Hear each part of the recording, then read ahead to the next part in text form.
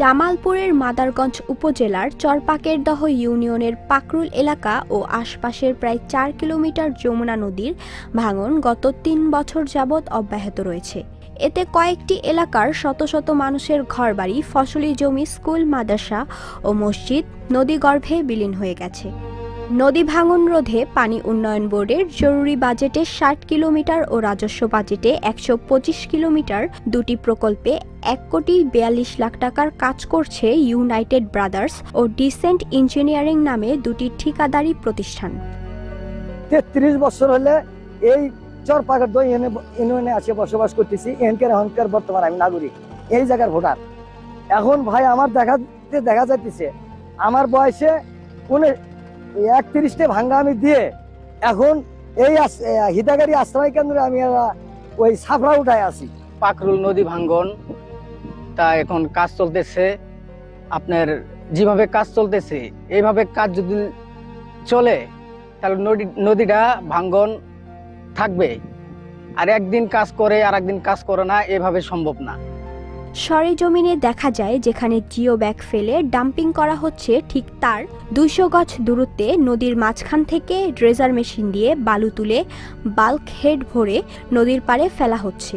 সেই বালু জিও ব্যাগে ভরে নদীতে ফেলা হচ্ছে, আবার কিছু বালু বিক্রয়ের অভিযোগও রয়েছে সংশ্লিষ্টদের বিরুদ্ধে। স্থানীয়দের অভিযোগ, নদীর মাঝখান থেকে বালু তুলে সেই বালু নদীর পাড়ে ফেললে ভাঙন রোধে কোনো কাজে আসবে না। দ্রুত বাজেট বৃদ্ধি করে স্থায়ী বাঁধ নির্মাণের দাবি তাদের। এখানে একটা থাই বাঁধ হয় তাহলে সবচেয়ে আমরা নিরাপদ মনে করি। থাই বাঁধ হলে জায়গায় জায়গায় মানুষ শুকিয়েছে, আমরা একটু থাই বাঁধের জন্য খুব কাইবাই করবে না, চেষ্টা করবে নাকি। এমভি মাওয়া নামের ড্রেজার মেশিনের এক কর্মচারীর সাথে কথা বললে জানান, পানি উন্নয়ন বোর্ডের কাজ করছেন তারা। প্রতি ট্রিপ ১০,০০০ টাকার চুক্তিতে নদীর মাঝখান থেকে বালি তুলে পাড়ে ফেলছেন। পানি উন্নয়ন বোর্ড থেকে আপনার জিও ব্যাগ আপনার ১০,৩০৬টা মিনি ব্যাগ ফেলানো হয়েছে, আর হচ্ছে জিও ব্যাগ মানে বড়টা ওটা ৩০০ ব্যাগ ফেলানো হয়েছে ইমার্জেন্সি কাজের।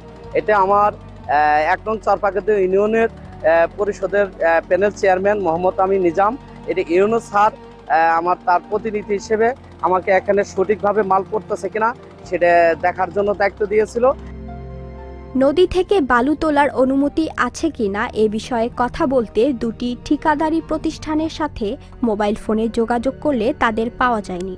তবে উপজেলা প্রশাসনের দায়িত্বপ্রাপ্ত চরপাকেরদহ ইউনিয়নের প্যানেল চেয়ারম্যান নদী থেকে বালু তোলার কথা স্বীকার করে বলেন, না, ১০০ মিটার ইয়া থেকে বালি নেয়ার কোনো এখতিয়ার নাই, এবং আমাদের কাজ হলো ওয়াটার বোর্ডের যে পরিমাণ বস্তা এবং জিও টিউব আমাদের ইউজ করতেছি ঠিকাদার সেগুলো এনে দিবে এবং বৈধ জায়গা থেকেই সে কালেক্ট করে দিবে।